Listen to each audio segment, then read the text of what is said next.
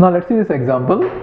Let us say there is a relation, it is nothing but a table with A, B, C, D, E, 5 attributes. Now we want to take this table into third normal form and leave it there. So before going to third normal form, see, in all the examples we are going to follow this. We'll see that it is in second normal form, then we see that it is in third normal form. So let's examine whether it is in second normal form or not. So before doing any of that, we have to find out the candidate key. Now what could be the candidate key for this table, right? See this, if you observe it, in the right hand side of the dependencies, C is there, and then D is there, and then E is there. So even if these attributes are not going to be present in the candidate key, somehow there is a chance that we will determine them, right? But then if you see B and C, they are not in the right hand side of the dependencies, so definitely every candidate key should contain them. Otherwise there is no way some other attribute is going to determine them. Got it? So definitely our candidate key should contain AB. Now let's see if, see, these are necessary, these two are necessary to be present in the candidate key, but whether they are sufficient or not, we don't know that. So let's try to find out the closure and see whether they are sufficient or not. Now if I find the closure AB plus, what do I get? One thing is I get AB as it is, and because of AB I get C, and because of B I get D, and because of D I'll get even E. Are you getting this? Since AB is here, because AB is there, I got C, and now since B determines D is a dependency and B is already here, I got D, and since D is already present here and D determines C is a dependency, I got E also. So AB plus happened to determine all the attributes. So what can you say? AB is necessary as well as sufficient. Therefore AB is a candidate key. Now it is the minimal key. So why is it minimal? If you try to delete either A or B, you are not going to get the candidate key. Got it? And anything you add to it is going to become a super key. Right? If you add anything, that will just be unnecessary. Got it? So our key cannot be less than this, and whatever you add is going to make them a super key. Therefore this is the only candidate key possible for this table. Okay, now let's see whether there is any partial dependency or not. So if you observe these dependencies, B is a part of the key which is trying to determine D. Therefore there is partial dependency. Whenever you identify any partial dependency, you can say that the table is not in second normal form, and now you try to split the table in such a way that it goes to second normal form. So for that reason, you take the dependency whose left side of the dependency which is in partial dependency, which means B.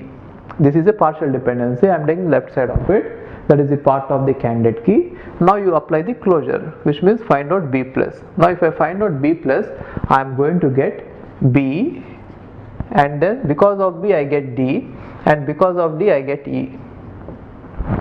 Right? So now you can split the table A, B, C, D, E in such a way that you take away all the attributes whichever B is determining. So what is B determining? B and then D and E. So you take away them. So D and E are taken away by B. Therefore BDE is going to form a new table. Now whatever is remaining, you just write them there. So what is remaining? A is remaining. B you have to have it because you have to maintain a common attribute, so that later after merging you have to see that the merge is lossless. So or at least to merge them you should have a common attribute. Okay, if the common attribute happens to be a key for one of the table, then it is going to be lossless. Now A, B and then C.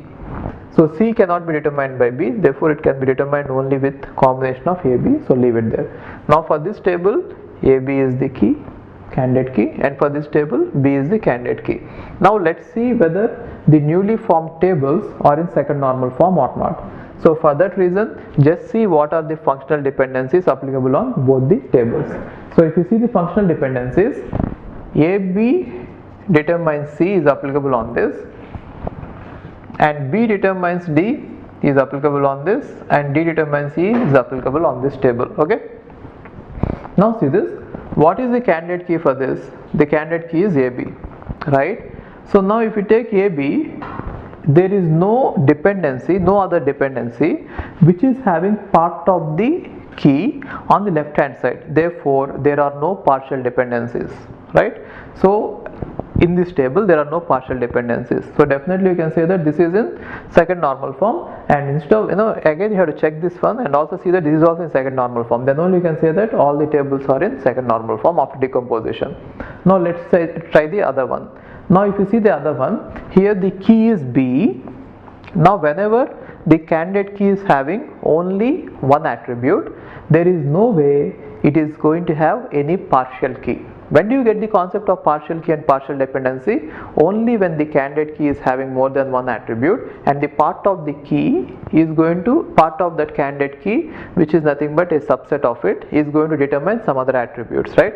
But in this case, since there is only one attribute in the key, there is no way we are going to get partial dependencies. Therefore, this decomposition is in second normal form. That one you can say, right? Now let's see whether this decomposition is in third normal form or not. For that you have to check about once you are done with the second normal form, then you have to check the transitive dependencies. Now what is transitive dependency? A non-key attribute determining another non-key attribute is transitive dependency. Now if you observe this is not transitive dependency, this is not transitive dependency, this is direct dependency. Why? Key is directly determining the non-key, right? But if you observe this one, this is transitive dependency. In this table, B is the key, but D is determining E. Therefore, this is a transitive dependency, and so you have to decompose this table again, right? How do you decompose it? Take the functional dependency which is giving us the transitive dependency, and take the left hand side and you try the closure. So if I try the closure on this, D plus is going to give me DE. Therefore, you have to divide this table, split this table, decompose this table in such a way that you are going to take away with D, E. Whatever is remaining, you write it there, BD. Got it? So BD is remaining here, and B will be the key for it. D is remaining here, D will be the key for it. Now what about the dependencies? This dependency is applicable on this. Now this dependency will be applicable on this. B determines D and D determines E. Now if you see this, all the tables, these two tables especially, they have only one key attribute, right? And so definitely the candidate key is containing only one attribute. Therefore, there is no partial dependency, and also if you see this functional dependency, there is no transitivity in this. So this is in third normal form. Similarly, this functional dependency is not having transitive dependency, it is in third normal form. Now what is the definition of third normal form according to our earlier definition is, no non-key attribute should determine other non-key attribute, right? But here if you have only one non-key attribute, therefore there is no chance that there is going to be any partial dependency here. See, if there has to be a transitive dependency, then one non-key attribute should determine other non-key attribute, right? But here in this case, E is a non-key attribute, but it cannot determine anything because there is no non-key attribute again. So whenever there is only one non-key attribute in the table, there is no way that we are going to get transitive dependency. And whenever a candidate key is containing only one attribute, there is no way we are going to get partial dependency. Got it? So these three tables formed are going to be in third normal form. And now what about the lossless decomposition and functional dependency preserving? If you see this, initially we had three functional dependencies and all of them are preserved. Therefore, third normal form is FD preserving, functional dependency preserving. What about lossless? Now if you see this, intersection of these two is D, right? So which is a key for this table. Therefore, when I merge these two, there will not be any losses. So this is lossless decomposition. Now let us assume that you have merged these two and you got BDE. Now when you merge these two, the intersection is B, and B is a key for this big table, right, which means B is a primary key or candidate key for this big table, and since the intersection is a key, intersection is a candidate key for one of the tables, again this merging will also be lossless. Therefore, from the broken table, decomposed tables, we will be able to get the final table without losing any values by joining these two first and then this one. Therefore, this decomposition is lossless.